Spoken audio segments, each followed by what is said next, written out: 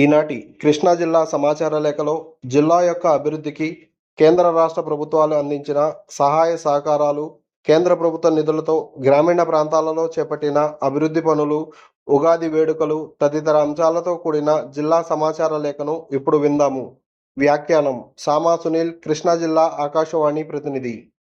రైతులకు, ప్రభుత్వ పథకాల లబ్ధిదారులకు విరివిగా రుణాలను అందించి వారి పురోభివృద్ధికి తోడ్పడాలని జిల్లా కలెక్టర్ బాలాజీ తెలిపారు. ప్రకృతి వ్యవసాయం చేసే రైతులను ప్రోత్సహించి బ్యాంకు రుణాలను అందించాలని, రుణ పరిమితిని పెంచేందుకు తగిన చర్యలు తీసుకున్నామని కలెక్టర్ బాలాజీ తెలిపారు.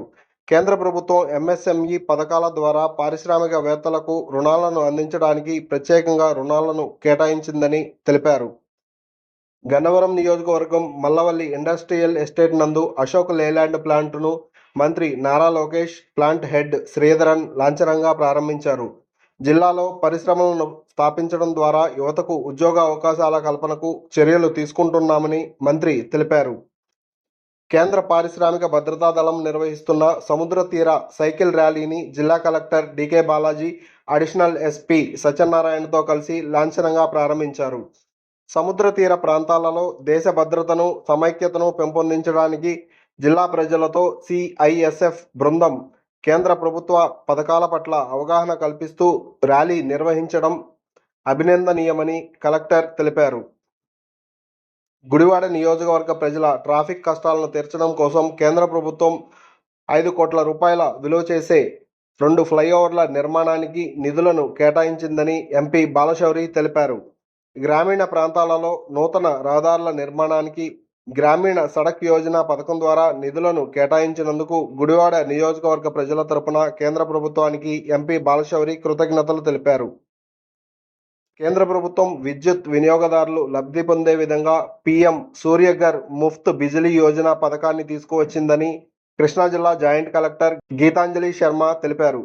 ఇంటిపైన సోలార్ రూఫ్ టాప్లను ఏర్పాటు చేసుకోవడం ద్వారా 10 సంవత్సరాలు వినియోగదారులు లబ్ధి పొందవచ్చునని, వాటి ఏర్పాటుకు కేంద్ర ప్రభుత్వం బ్యాంకుల ద్వారా రుణాన్ని అందిస్తోందని తెలిపారు.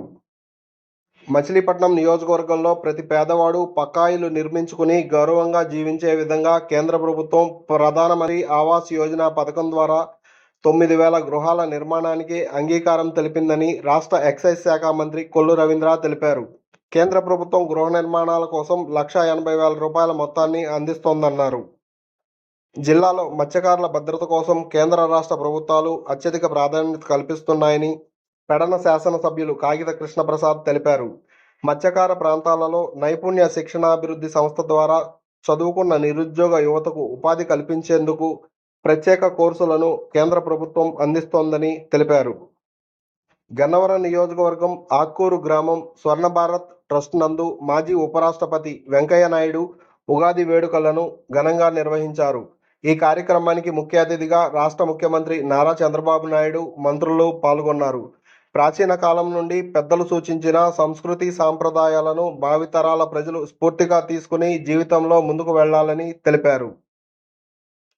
అవనిగడ్డ నియోజకవర్గంలో శాసనసభ్యులు మండలి బుద్ధప్రసాద్, ఆర్టీసీ చైర్మన్ కొనకళ్ళ నారాయణరావు ఆధ్వర్యంలో బాబు జగజ్జీవన్ రామ్ జయంతి వేడుకలను ఘనంగా నిర్వహించారు. అంటరానితనం, అస్పృశ్యతలు లేని సమాజాన్ని నిర్మించడానికి బాబు జగజ్జీవన్ రామ్ ఎంతగానో కృషి చేశారని, ఆయన జీవితాన్ని ఆదర్శంగా తీసుకుని భావితరాల పౌరులు సమాజ స్థాపనకు కృషి చేయాలని ఆర్టీసీ చైర్మన్ నారాయణరావు తెలిపారు. ఇప్పటి వరకు కృష్ణా జిల్లా సమాచార లేఖ విన్నాము. మరిన్ని వార్తా విశేషాలతో మే నెల సమాచార లేఖలో విందాము. సామా సునీల్, ఆకాశవాణి ప్రతినిధి, కృష్ణా జిల్లా.